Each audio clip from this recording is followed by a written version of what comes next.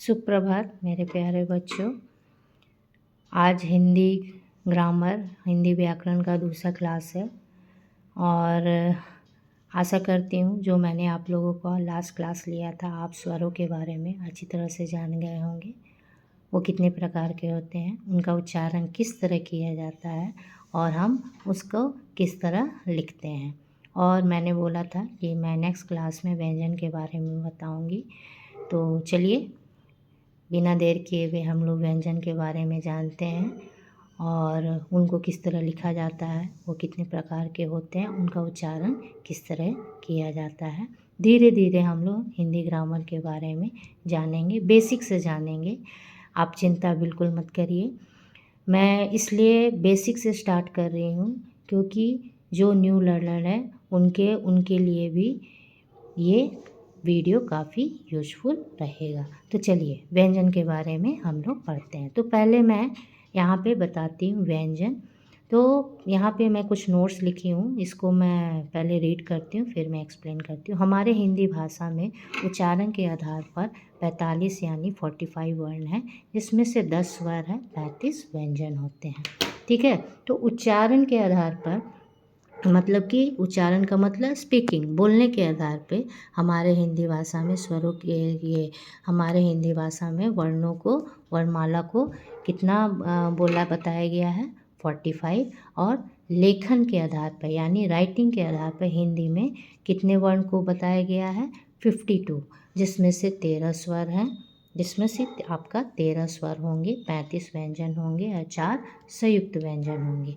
ये दोनों क्वेश्चन आपके कॉम्पिटिटिव एग्ज़ाम में आ सकते हैं। ये दोनों क्वेश्चन जो हैं आपके कॉम्पिटिटिव एग्ज़ाम में आ सकते हैं। अगर कॉम्पिटिटिव एग्ज़ाम मतलब कि आज के डेट में अगर कोई भी कंपटीशन आप देने जा रहे हो तो उसमें हिंदी का तो मस्ट है, मिनिमम आपका 10 या 20 क्वेश्चन रहते ही रहते हैं। क्यों? क्योंकि हमारी हिंदी हमारी राष्ट्रीय भाषा है, तो डेफिनेटली उसके बारे में आपसे क्वेश्चन पूछा जाएगा।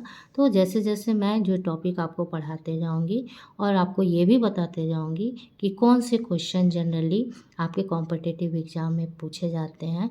वर्णमाला एक बहुत बड़ा टॉपिक होता है, जिसमें से 3 या 4 क्वेश्चन आराम से ले सकते हैं। वर्णमाला का मतलब ये नहीं कि आप सिर्फ व्यंजन सीख रहे हैं, व्यंजन में कितने व्यंजन हैं और उन व्यंजनों को क्या बोला जाता है, ये सारी चीज़ें मैं धीरे धीरे आप लोगों को बताऊंगी कि अगर आप इन फ्यूचर आप कोई कॉम्पिटिटिव एग्ज़ाम में अपीयर हो रहे हैं तो अगर वर्णमाला से कोई क्वेश्चन आता है तो आप ईज़िली उसको अटेम्प्ट कर पाओ। जैसे मैंने आपको स्वर में बता दिया था कि स्वर 13 प्रकार के होते हैं और उच्चारण के आधार पर 11 बताया था। इसी तरह यहाँ व्यंजन के बारे में भी मैं आपको बता रही हूँ। तो यहाँ उच्चारण के आधार पर व्यंजनों को कितने भागों में व्यंजन को उच्चारण के आधार पर यहाँ पर वर्ण कितने बताए गए हैं 45, जिसमें से 10 स्वर 35 व्यंजन हैं। लेखन के आधार पर हिंदी भाषा में 52 वर्ण बताए गए हैं, जिसमें से 13 स्वर 35 व्यंजन एंड 4 संयुक्त व्यंजन है। धीरे धीरे हम सब ये जानेंगे कि ये 4 संयुक्त व्यंजन क्या है, दिगु व्यंजन क्या है, आगत व्यंजन क्या है, उष्म व्यंजन क्या है, अंतःस्थल व्यंजन क्या है, क वर्ग व्यंजन क्या है, यह सब हम धीरे धीरे जानेंगे। तो चलिए हम स्टार्ट करते हैं। चलिए पहला है व्यंजन। व्यंजन आप जब समझ गए, हिंदी वर्णमाला। यहाँ पे हम टॉपिक दे देते हैं हिंदी वर्णमाला। ठीक है, यहाँ पे हम टॉपिक दे देते हैं हिंदी वर्णमाला। ठीक है, और एक और चीज़, जो छात्र हैं वो अगर हिंदी लिखना सीख रहे हैं तो आप लोग ये 2 लाइन वाला कॉपी ले लीजिए, जिससे कि आप हैंड राइटिंग अच्छे से बना सको। ठीक है, यहाँ पे देखो क वर्ग, पहले हम व्यंजन। ठीक है, व्यंजन है, यहाँ पे मैंने टॉपिक दे दिया व्यंजन। यहाँ पे स्टार्ट करते हैं पहले क वर्ग से।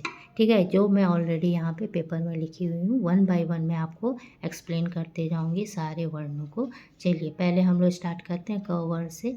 क, ख, ग, घ, अंग। अब मैं जैसे जैसे प्रोनाउंसिएशन कर रही हूँ उसको आप अच्छी तरह से मेरे साथ डिक्टेट करते जाइएगा, उच्चारण करते जाइएगा। इससे आपका उच्चारण सही रहेगा तो आपका राइटिंग में भी गड़बड़ी नहीं होगी। तो यहाँ पे देखिए क वर्ग में कितने वर्ण आ गए, क ख ग घ अंग, ये लास्ट वाले को क्या बोलेंगे, अंग। यहाँ पे अब दूसरा है च वर्ग, च छ ज झ इय, च छ ज झ इय। अब यहाँ पे देखिए ये लास्ट वाला, इसको ये जो मैं पढ़ रही हूँ अंग और इय, ये सब पंचम वर्ग है, इनका क्या यूज है ये मैं आगे की क्लास में बताऊंगी। अभी जस्ट आप इसका प्रोनाउंसिएशन जानिए, इय, ठीक है, जिसको हम लोग किस तरह लिखते हैं, इसको हम लोग किस तरह लिखेंगे, देखिए इसको हम लोग ऐसे लिखेंगे, ऐसे लिखेंगे, ऐसे लिखेंगे, ऐसे, ठीक है, इसको बोलते हैं इय।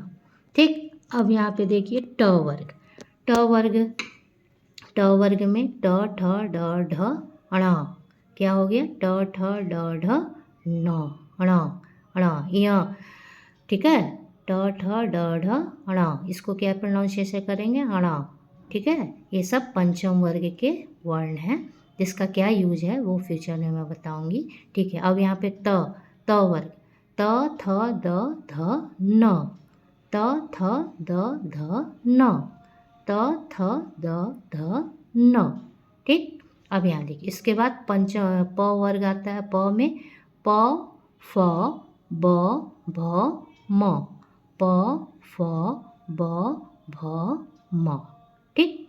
अब अंतःस्थल में कौन कौन से वर्ण आएंगे, य र ल व, क्या आएंगे, य र ल व, ठीक है। अब उसमें में कौन कौन से आएंगे, श स ह, स श ह। अब ये जो उष्म है, इसमें में ये 3 प्रकार के श हैं, इसको भी मैं एक्सप्लेन करूँगी आगे के क्लास में, ठीक है। क्या है, क्या इसका उच्चारण किस तरह किया जाता है और इसको उष्म क्यों बोला जाता है, ये मैं आगे के क्लास में आपको एक्सप्लेन करूँगी। अभी जस्ट मैं आप लोगों को सारे वर्णों के बारे में पहले बता लूँ। यहाँ पे देखिए संयुक्त व्यंजन, ऐसा व्यंजन जो दो वर्ण से मिलके बना होता है उसको क्या बोलते हैं, संयुक्त व्यंजन, ठीक है। तो संयुक्त व्यंजन है, तो यहाँ पे छ त्र ज्ञ श्र, छ त्र ज्ञ श्र, छ से क्षत्रिय, त्र से त्रिशूल, ज्ञ से ज्ञानी, श से श्रमिक, श्र से श्रमिक। अब यहाँ पे छ किस किस वर्ण से मिलके बना है, क हलन जोड़ श, षटकोण वाला श, सी है, जिसको मूर्धन स भी बोलते हैं। क्यों बोलते हैं ये मैं बाद में बताऊंगी।